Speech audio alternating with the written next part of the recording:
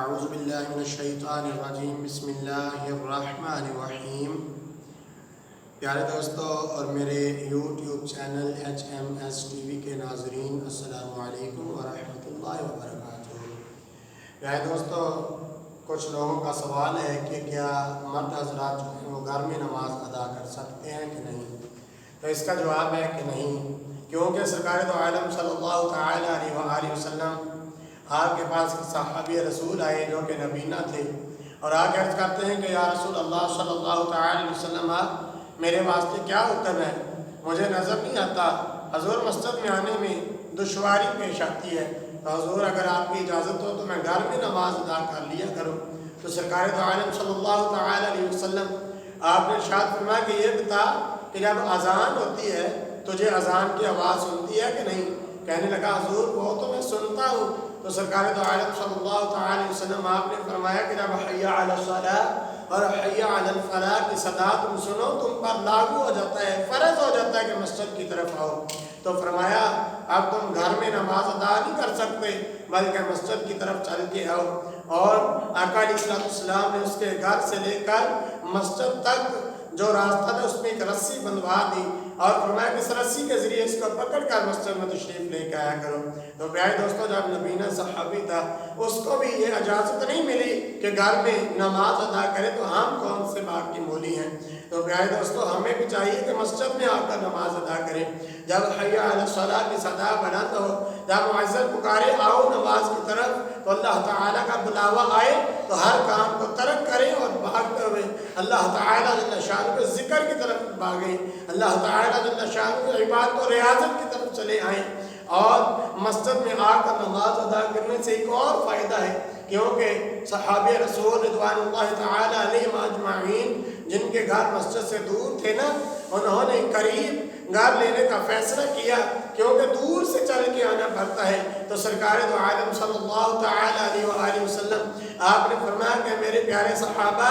یہاں آپ کے گھر ہیں وہیں سے آیا کرو، کیونکہ جتنی دور سے چل کے آؤ گے اللہ تعالیٰ اتنا ہی زیادہ ثواب عطا فرمائے گا۔ کیونکہ مسجد کی طرف چل کے آئیں، اللہ تعالیٰ ایک ایک قدم کے بدلے ایک ایک نیکی عطا فرماتا ہے، اور ایک ایک قدم کے بدلے ایک ایک گناہ معاف کر دیا جاتا ہے، اور ایک ایک قدم کے بدلے ایک ایک درجات بلند کر دیا جاتا ہے۔ تو پیارے دوستوں، مسجد کی طرف چل کے جانا بھی ثواب ہے، مسجد میں عبادت و ریاضت کرنا بھی ثواب ہے، اور اگر آپ گھر میں نماز ادا کریں گے صرف ایک نماز کا ثواب ہے، اور اگر مسجد میں آ کر جماعت کے ساتھ نماز ادا کریں 27 نماز کا ثواب ہے۔ تو پیارے دوستوں،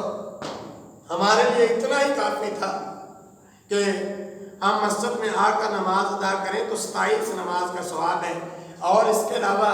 کوئی اور بات کی ہمیں ضرورت نہیں تھی، مگر سرکار دو عالم صلی اللہ تعالی علیہ وسلم آپ نے توعید فرمائی اور فرمایا کہ جو لوگ گھر میں نماز ادا کرتے ہیں نا، میرا دل کرتا ہے کہ میں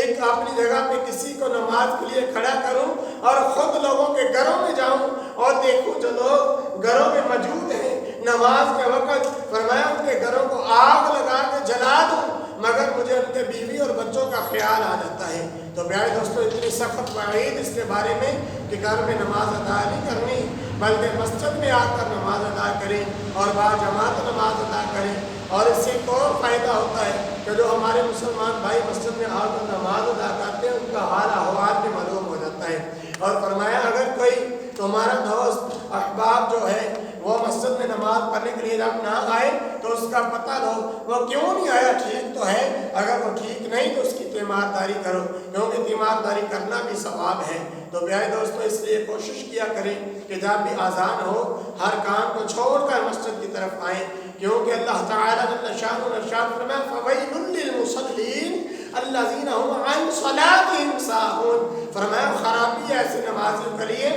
جو اپنی نمازوں کو بھول بیٹھتے ہیں۔ فرمایا کہ نمازوں کو بھول بیٹھنا کیا مقصد ہے؟ فرمایا جب اذان ہوئی نماز ادا کرنے نہیں گئی، نماز کا وقت جان بوجھ کے لگا دیا، چھوڑ دی نماز یا پھر قضا کر کے ادا کی، فرمایا جو ایسے نماز میں سستی کرتا ہے نا وہ اپنے لیے خرابی پیدا کرتا ہے۔ اور فرمایا الذین ھم یراؤون، اور ایسے لوگوں کے لیے بھی خرابی ہے جو دکھاوے کی نمازیں ادا کرتے ہیں، کیونکہ جب بروز قیامت اللہ تعالیٰ جل شانہ میدان محشر لگائیں گے نا، اس وقت اللہ تعالیٰ نمازیوں کو بھی بلائیں گے، قاری قرآن کو بلائیں گے، اللہ تعالیٰ ثنا خوان کو بلائیں گے، اللہ تعالیٰ نوافل ادا کرنے والوں کو بلائیں گے، اللہ تعالیٰ روزے داروں کو بلائیں گے، اور پھر ان سے کہیں گے کہ اے لوگو، جس نے جس کے لیے عبادت کی، جس نے جس کے لیے روزے رکھے، جس نے جس کے لیے حج کیا، جاؤ اس سے اس کا بدلہ لے لو۔ تو پیارے دوستو، اگر ریاکاری کی ہوئی، لوگوں کو دکھانے کے لیے نماز ادا کی ہوئی، لوگوں کو دکھانے کے لیے کہ لوگ ہمیں نمازی کہیں، لوگوں کو دکھانے کے لیے حج کیے کہ لوگ ہمیں حاجی کہیں، تو اللہ تعالیٰ فرمائے گا ایسی باتوں کی مجھے کوئی ضرورت نہیں، اور ایسی نمازیں، ایسی عبادتیں گندے کپڑے میں لپیٹ کر اس پہ منہ پہ مار دی جائیں گی، اور اللہ تعالیٰ فرمائے گا یہ نمازیں تم نے لوگوں کے لیے ادا کی ہیں، اپنے آپ کو پرہیزگار ثابت کرنے کے لیے ادا کیے، جاؤ اس کا اجر ان سے لو۔ آج اللہ تعالیٰ کے پاک بارگاہ میں اس کا کوئی اجر نہیں ملے گا۔ تو پیارے دوستو، دعا ہے کہ اللہ تعالیٰ جل شانہ ہم کو ریاکاری سے، یہ عبادت سے بچنے کی توفیق عطا فرمائے۔ اللہ تعالیٰ جل شانہ ہم کو اس کی خالص رضا کے لیے باجماعت مسجد میں آ کر نماز ادا کرنے کی توفیق عطا فرمائے۔ وآخر دعوانا ان الحمد للہ رب العالمین۔